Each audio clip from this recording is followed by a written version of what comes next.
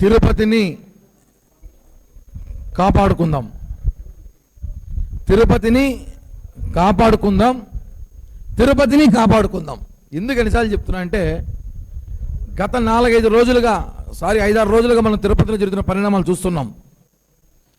జరిగింది ఒకటి, దాన్ని క్రియేట్ చేసింది ఒకటి.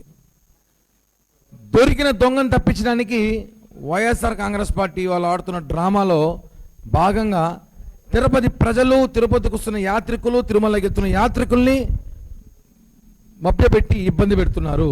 ఇది వాస్తవం. ఇవంతా కూడా భూమన ఆడుతున్న ట్రాప్ గేమ్ వాస్తవం. ఎందుకంటే తిరుమలకి రోజుకి లక్షల మంది జనం వస్తూ పోతుంటారు. అన్ని రూట్లు మనకు తెలుసు. అన్ని చోట్ల ఇబ్బంది ఎలా ఉంటుందంటే ఈరోజు ఒక గంజాయి దొంగ దొరికాడు. ఒక 8 కేజీల గంజాయి ఒక అతని దొరికితే దాన్ని డైవర్ట్ చేయడానికి అతని నాయకుడు ఎవడు? చిన్నబాబు. ఇక్కడున్న చిన్నబాబు, భూమన చిన్నబాబు వాళ్ళకి నాయకుడు. ఆయన దగ్గర ఉన్న ఫోటోలు, ఆధారాలు అవన్నీ కూడా మనం బయట పెట్టాము, చూపించాము.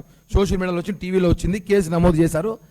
దాన్ని తప్పించడానికి టీటీడీ శ్రీవాణి టికెట్స్ తీసుకొచ్చారు బయటికి.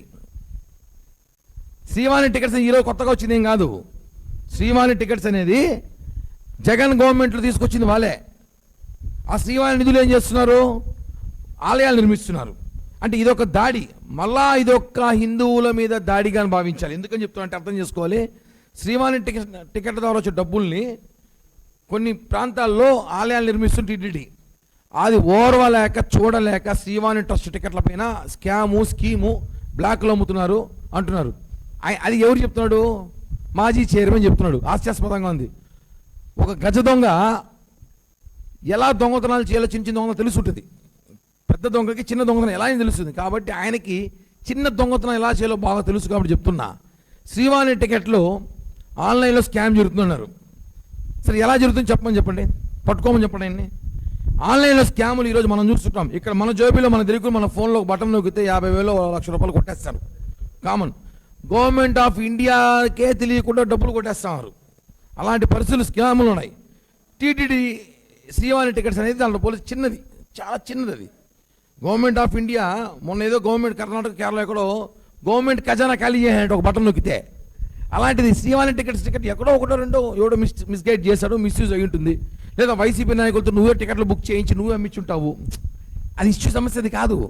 నువ్వు ఎందుకు డైవర్ట్ చేస్తున్నావు? కేవలం నీ అనుచరుడు దొరికాడు దొంగ, అతన్ని కాపాడుకోవడానికి, నీ కొడుకుని కాపాడుకోవడానికి మీరు తిరుపతిలో శ్రీవాణి టికెట్స్, టీటీడీలో స్కాము, టీటీడీలో మళ్ళీ అని. ఏం టీటీడీకి సంబంధం ఏముంది అసలు? శ్రీవాణి టికెట్స్ ఎక్కడ, గంజాయి ఎక్కడ? నీ కుమారుడు కాపాడుకునే ప్రయత్నం, భూమన అభినయని కాపాడుకునే ప్రయత్నం చేస్తున్నారు. అతను తిరుపతి జనం ఎప్పుడో ఎలా వేశారండి? ఆ విషయం తెలీదో. 68,000 ఓట్లతో ఓడిపోయినప్పుడే తిరుపతి ప్రజలు నిన్ను ఉద్దం తెరివేశారు. ఆ విషయం తెలుసుకోకుండా మీరు ఇంకా పాకులాడుతారు పాపం. రోడ్లు వెంబడి తింటూ, బజ్జీలు తింటూ, బోండాలు తింటూ, ఈతలు కొట్టుకుంటూ. ఇవన్నీ జనం నమ్మరు. తండ్రి అవే చేశాడు నాటకాలు, కొడుకు అవే నాటకాలు ఫాలో అవుతున్నాడు. ఈ నమ్మరు అవన్నీ తిరుపతి ప్రజలు. 68,000తో ఓడించారా నిన్ను? నువ్వు రోడ్లు వేసానన్నావు, తిరుపతి మహాదశ చూపించాన్నావు. ఇన్ని చేసిన 68,000 ఓడిపోతావు నువ్వా? చెప్పు. ఓడిపోయావు కదా. అంటే తిరుపతి జనం మిమ్మల్ని, మీ అబ్బా కొడుకును వద్దనుకున్నారు, ఫిక్స్. అది మళ్ళా నువ్వు ఇన్ని చేస్తే ఏముంది? తిరుపతిలో అలజళ్ళు, గొడవలు, రోజు గొడవలు.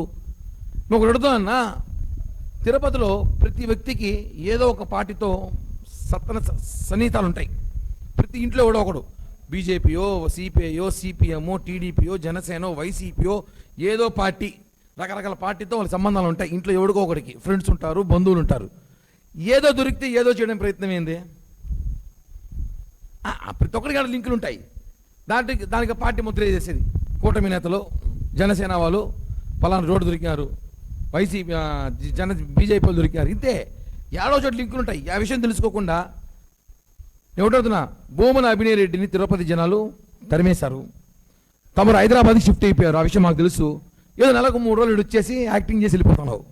నెలకి 3 రోజులు ఉండేది, లేదా మహా అయితే 4 రోజులు ఉంటాడు తిరుపతిలో. ఈ 3 రోజులు 4 రోజులు ఉంటాడు. ఈ 4 రోజులు ఉండి ఇక్కడ ఏమన్నా అన్ని తిరిగేసి అన్ని తీసి గొడవలు చేసి అందరి మధ్య గొడవ పెట్టేసి వెళ్ళిపోయింది. తిరుపతి ప్రశాంతత ఇబ్బంది పెట్టి వెళ్ళిపోతాడు. మళ్ళీ 26 రోజులు ఆడు ఉంటాడు, మళ్ళా 4 రోజులు ఉంటాడు. నీకు తిరుపతిలో మాట్లాడే అర్హత లేదు. ఎందుకంటే నువ్వు తిరుపతిలో ఉండి, రోజు ఉండి, ఇక్కడ ఏదో వ్యాపారాలు చేసుకుంటా ఇక్కడ ఉండి తమరు తిరుపతి ప్రజల గురించి మాట్లాడితే బాగుండు. అంతేగాని ఎక్కడో మీరుంటారు, మీ నాన్న ఏమంటే ఒకరోజు సైకిల్ ఎక్కినాడు, ఫ్యాన్ వదిలి సైకిల్ ఎక్కినాడు, అర్థం కాల సైకిల్ ఎందుకు ఎక్కినాడు, సైకిల్ దొక్కినాడు, సైకిల్ దొక్కుడు తమిళనాడు పోతాడేమో విజయ్ దగ్గర కూడా. అట్లాంటి పరిస్థితులు ఉన్నాయి. ఈరోజు ఒకటే చెప్తున్నాం మనం, తిరుపతిని ప్రశాంతంగా ఉంచండి.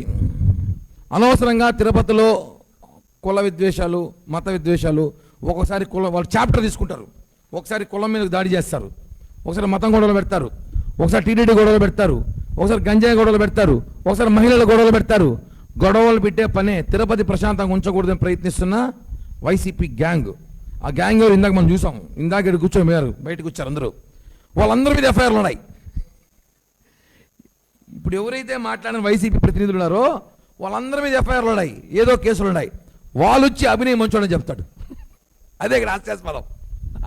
వాళ్ళందరి మీద ఎఫ్ఐఆర్లు ఉన్నాయి. వాళ్ళు వచ్చి బయట వచ్చి అది ఎట్లాంటి ఎఫ్ఐఆర్లు తెలుసా? భూ కబ్జాలు, రౌడీయిజం,